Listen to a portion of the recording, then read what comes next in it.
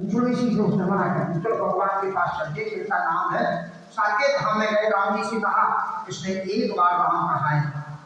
राम जी ने कहा तो कुछ चाहिए, बोले हमें कुछ चाहिए। बोले एक बार राम कहने का क्या लाभ है तो पता नहीं है, अब तुम इसको हमारे नाम छोड़ दो। तो एक बार जासु नाम सुमरत, एक बार भी अगर नाम ले लिया तो उतना भाव सिंधु का पारा भवसागर से पार हो जाएंगे। इसलिए गोस्वामी को लिखना पड़ा कि कहाँ लगे कहाँ हूँ मैं नाम बड़ाई और राम न सकल नाम गुण गाई।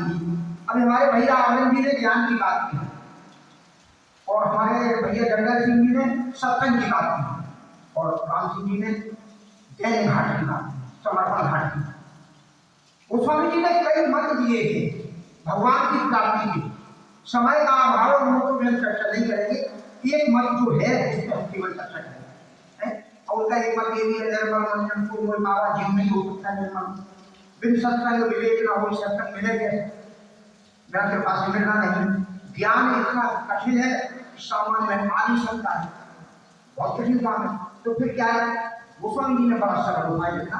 अयोध्या कांड की फलश्रुति शायद कल भी हमने चर्चा की थी कि भरत चरित करने तुलसी जे सादर सुनहि सिय राम पद प्रेम अवश्य होय भवरस विरम। भरत जी के चरित्र को नियम के साथ सुना, कुछ नहीं करना, केवल सुनना है तो क्या मिलेगा आपको? सिय राम पद प्रेम, अवश्य ही सीताराम जी के चरणों में प्रेम हो जाएगा। भाव रस विरल, भाव बंधन से भी मुक्ति हो जाएगी।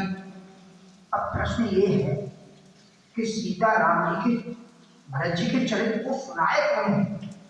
कौन सुनाएगा? चित्रकूट की सभा में महारानी सुनैना ने अपने पति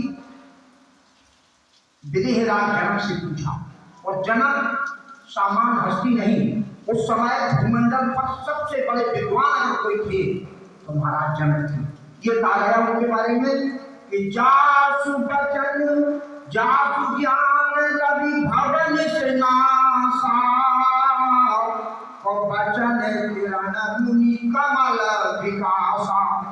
जिनके ज्ञान रूपी सूर्य से भव रूपी रात्रि का नाश हो जाता है, उनके वचन रूपी किरणों से मुनियों के हृदय